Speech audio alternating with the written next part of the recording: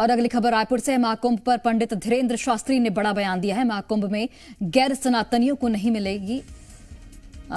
मिले एंट्री, ये उनकी ओर से बात कही गई है। सनातन जानने वालों को ही दुकान मिले, सनातन जानने वाले ही संतों का सम्मान करेंगे। मेरे अंगने में तुम्हारा क्या काम है, ये भी उनकी ओर से कहा गया।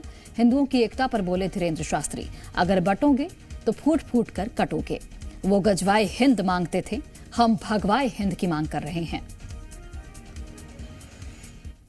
अगर गैर सनातनी जो सनातन परंपरा को नहीं जानते, जो वहाँ की विचारधारा को नहीं समझते, देवी देवताओं की महत्ता को नहीं जानते, संतों की महिमा को नहीं जानते, वो संतों का क्या खाक सम्मान करेंगे। उससे द्वंद्व ही उत्पन्न होगा और उससे एक न एक विद्रोह ही उत्पन्न होगा। और जो आए दिन अभी कुछ दिनों पर थूक कांड, तरह तरह के ये प्रायोजित तरीके किए गए, पथराव किए गए, रामचरितमानस को जलाया गया, राम को काल्पनिक बताया गया, पालघर के संतों को निर्दयता के साथ मारा गया, ये तरह तरह के, या देवी पंडालों में आग लगाई गई, दुर्गा पंडालों में, तो इससे ये सिद्ध होता है कि ये सनातन एंटी सनातन है, इन्हें सनातन से बहुत दिक्कत है। तो जिन्हें सनातन से दिक्कत है वहाँ सनातन के कार्यों में इनका क्या काम है, मेरे अंगने में तुम्हारा क्या काम।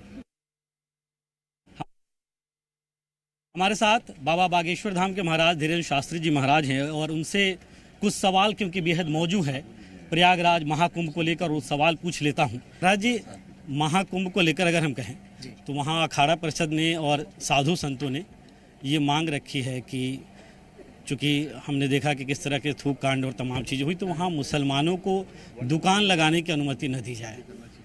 बिल्कुल सही है, वहाँ सब सनातनी आने हैं। देखिए, जो अखाड़ा परिषद हमारे लिए हमारी आचार संहिता है, तो अखाड़ा परिषद के जितने भी महापुरुषों ने ये निर्णय लिया, उत्तम निर्णय लिया। इसके पीछे बहुत अच्छा लॉजिक है कि जिन्हें सनातन का ज्ञान हो, हिंदुत्व का ज्ञान हो, उस कुंभ की महत्वता पता हो, वहाँ के देवी देवताओं के बारे में पता हो, साधु संतों के बारे में पता हो, अगर वही कार्य करेंगे तो किसी भी प्रकार से द्वंद्व की स्थिति प्रकट नहीं होगी।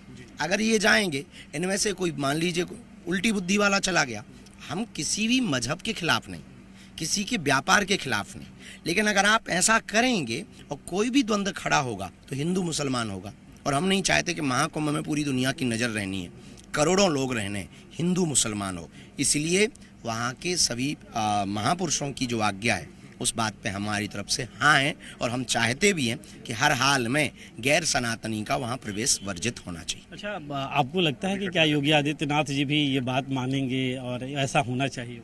मानेंगे, स्वाभाविक रूप से बाबा जी मानेंगे। अच्छा, एक और सवाल है बस, क्यों ऐसा होना चाहिए? क्यों आपको लगता है? इसलिए होना चाहिए कि द्वंद्व से बचना चाहिए। द्वंद्व से बचने के लिए यही एक सर्वोत्तम उपाय है। धन्यवाद। तो द्वंद्व से बचने के लिए ये सर्वोत्तम उपाय है, कह रहे हैं पंडित धीरेन्द्र शास्त्री जी। और ये भी कह रहे हैं कि कोई उपद्रवी या जिस तरह की चीज़ें रही हैं पहले, वैसी स्थितियां उत्पन्न हो, इसलिए ये बेहद ज़रूरी है। और ये भी उनका कहना है कि योगी आदित्यनाथ जो उत्तर प्रदेश के मुख्यमंत्री हैं, वो भी ये बात ज़रूर मानेंगे।